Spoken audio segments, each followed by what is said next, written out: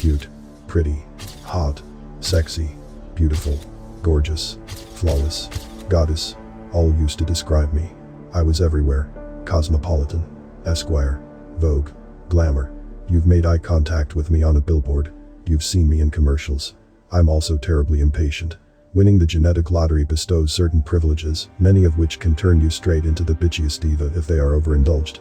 I deserved them for all the kale smoothies I gagged on. I had scheduled a shoot with my favorite photographer, Nico. He was one of the few that respected you enough to not bend you over a table. To any prospective models, ladies, if you find him, keep him. It was supposed to be a straightforward session, a promotional shoot for a national retailer. They are in every mall, and they sell shirts on Amazon. No crazy boots or green lipstick this time. Only store signs. My high heels clacked on the wood paneling. My entourage flanked to my sides. People who wanted to matter, but didn't. You know the feeling. The copious amount of camera wires and tarps proved hazardous as I balanced precariously over them. The air conditioning left the room feeling chilly and distressing. Oh, there she is. How are you, my love? Nico's exotic accent complimented the bourbon on his breath. Not the smell of a drunk, the smell of quality. Refinement. I like that in a man. Where's my Kai tea? Where is it? My irritation was paramount. They should know this already. It's coming, dear. Melissa. Nico shouted, looking up above me. Get her tea, please. And promptly. I heard a disgruntled groan behind me as Nico kissed the back of my hand, his finely groomed beard tickled. Shall I turn you over to our stylist? He asked. His sunglasses reflected my face in the lenses. Where's my fucking tea? I repeated. You're right. Nico stormed off. I heard screaming, shouting, angry crashes, clothing racks thrown, and then Nico, returning, tea in hand. Melissa or whoever she was followed close behind, red-faced and puffy-eyed. I threw off my massive fur coat as I nestled the tea in my hand. The flavor was bland, but not enough to throw a tantrum over. I had to get to work. The day would be long and unrewarding as is. But, as Duran Duran once said, wider, baby, smile and you've just made $1 million. I sat in the cosmetics chair. An overly nervous stylist, a woman, started applying foundation, eyeliner, mascara, and lip gloss as another started tinkering with my hair. After an hour or so, I was ready. Nico walked over, arms outstretched. Oh, what a beauty. Truly a marvel. He cooed. I smiled, knowing his assessment was watered down. I strolled over to a clothing rack. Simple shirts, jeans, jackets, and shoes. Melissa stood in a corner, staring daggers into me. Fuck her. Men always looked in lust. Women always looked in jealously. I examined the clothing selection more intently. Fucking really? I was so much better than this shit. I begrudgingly threw on an outfit consisting of a shirt, belted jeans, and sneakers. I stepped in front of Nico's camera and started posing. Simple. The flashes of light with each snap erased my negativity about the outfit and gave me an immense feeling of joy. Yes, girl. Work it. After several minutes and constant camera flashes, Nico got me into another outfit, this one a basic black pantsuit paired with high-heeled leather boots. The more photos that were taken just fueled my insatiable ego. Finally, I was motioned to strip down to the nude. Why? This wasn't that type of shoot. Are you sure? I questioned. Just do a couple for me, baby.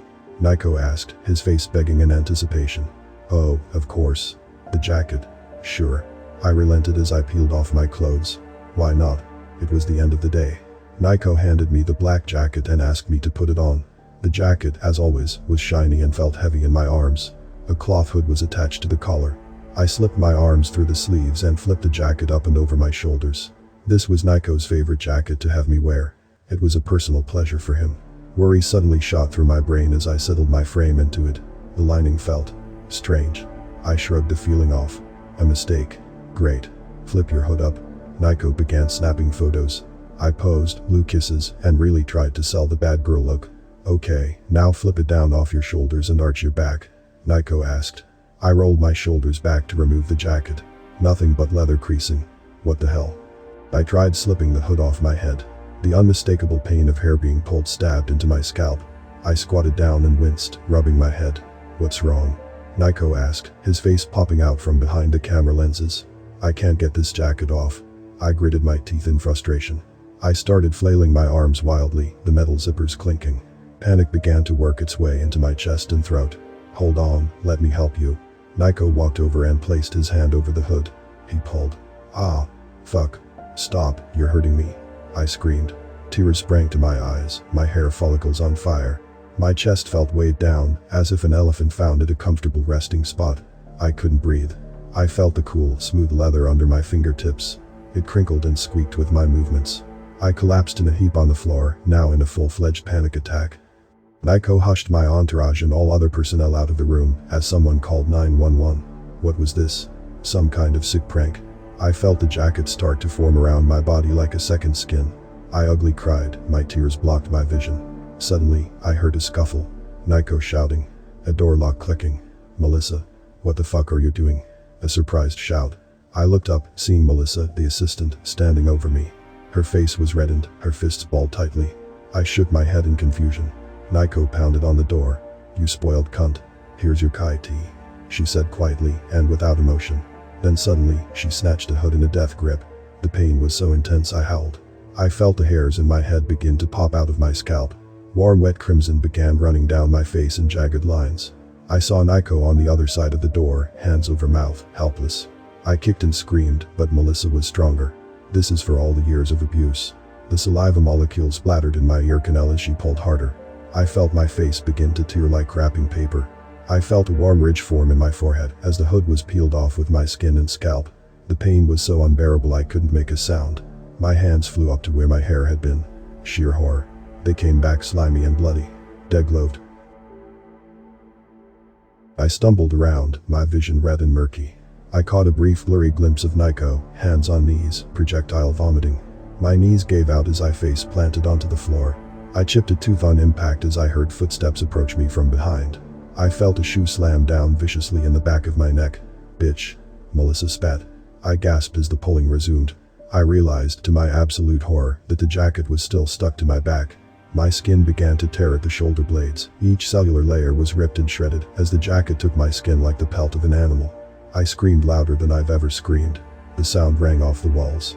I reached behind me helplessly as the sleeves were jerked backwards. The knuckles on my hands were now exposed, the joints coated in blood. I wanted to die. Melissa did. The police shot her between the eyes when she wouldn't get off of my lifeless corpse.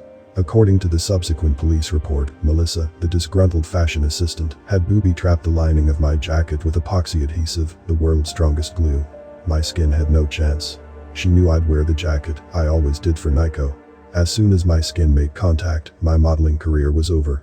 Melissa knew that was the real pain. The physical agony was just icing on the cake. I don't know when I lost consciousness. I know it was before the police arrived. I had to be resuscitated in the ambulance. I was given over 5 emergency blood transfusions.